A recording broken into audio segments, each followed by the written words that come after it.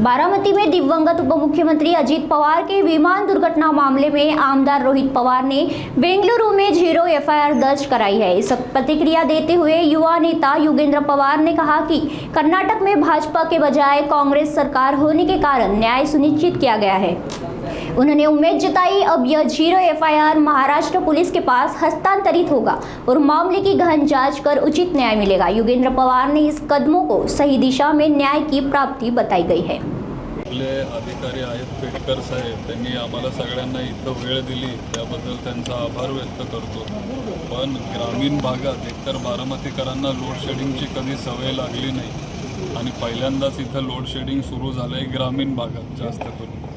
त्याची वेगळे कारणं आहेत ते आम्ही समजू शकतो, पण आमची त्यांना एक रिक्वेस्ट होती की तुम्ही 6 ते 10च्या ऐवजी तुम्ही हा टायमिंग तुमचा बदला, कारण संध्याकाळी मुलांना तिथं अभ्यास करायचा असतो, धार काढायची ती वेळ असते, शेतकऱ्यांच्या अनेक तिथं कामं असतात।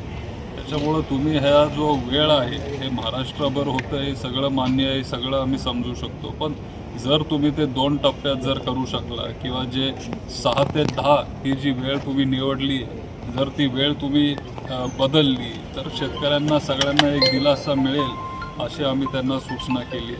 बऱ्याच गावांमध्ये त्यांनी आम्हाला मदतही केली, अनेक गावं आहेत जिथं ते आता तसं ते करतायत।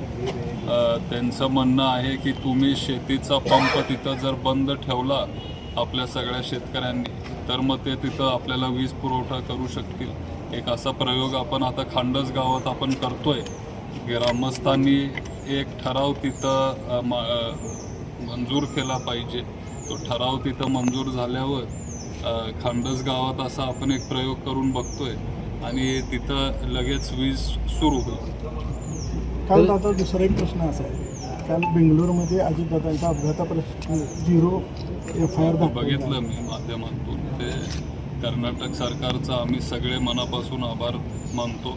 शेवटी तिथं भाजपचं सरकार नाही आहे, कर्नाटकमध्ये काँग्रेसचं सरकार असल्यामुळं त्यांनी तिथं आम्हाला न्याय दिला असावा आणि 0 एफआयआर हा जो कॉन्सेप्ट आहे त्या माध्यमातून रोहितदादांनी तिथं एफआयआर दाखल केला असेल किंवा त्यांच्या सहकाऱ्यांनी तिथं एफआयआर दाखल केला असेल, तो एफआयआर आता इथं महाराष्ट्र पोलीसमध्ये ट्रान्सफर करावा लागेल आणि एक सखोल चौकशी तिथं होईल अशी अपेक्षा आहे। आता काल देखील बारामतीतल्या साठेनगरमध्ये सार्वजनिक शौचालयामध्ये स्फोट झाल्याची घटना घडली। कुठेतरी नगरपालिकेनं दुर्लक्ष केल्यामुळे ही घटना घडली असं नागरिकांचा प्रश्न उपस्थित केला। नाही, आपण तिथं लगेच गेलो घटना घडल्यानंतर आणि नगरपालिकेने तिथं चुकीचं बांधकाम केल्यामुळं ते तिथं झालंय। 1 महिना झाला, 1.5 महिना झालं तिथं असा आवाज येत होता, गॅस टँकमधून असे बुडबुड्या वगैरे असे येत होते आणि ते सतत तक्रार करत होते। साठेनगरमध्ये सगळे गरीब गरजू लोक राहतात, तिथं लोकसंख्या 1000-1500 एवढी लोकसंख्या आहे, पण तिथं टॉयलेटची सुविधा फक्त 5 का 10च तिथं शौचालय आहेत। त्याच्यामुळं ते वाढवणं गरजेचं आहे आणि ज्या शौचालयात आम्ही सगळे काल गेलेलो ते तिथं बघायला तिथं साधा वेंट पण नाही। तिथं वेंट जरी असता तरी तो सगळा जो गॅस तयार होत असतो तो त्या वेंटच्या माध्यमातून बाहेर गेला असता, पण तिथं चुकीचं बांधकाम झाल्यामुळं तो सगळा गॅस तिथं आतमध्ये दाबून राहिला आणि गॅस तो 1.5 महिना तिथं दाबून राहिल्यामुळं तिथं तो तसा भयानक स्फोट झालाय। येणारा मंगळवारी आम्ही सगळे नगरपालिकेची वेळ घेणारे नगराध्यक्ष आणि आपले CEO जे आहेत त्यांची वेळ घेऊन अनेक वेगळे मुद्दे आहेत, पण हा सगळ्यात गंभीर विषय आहे आत्ता। त्यांची वेळ घेऊन आम्ही हे सगळे जे बारामती शहराचे प्रश्न आहेत त्यांच्यासमोर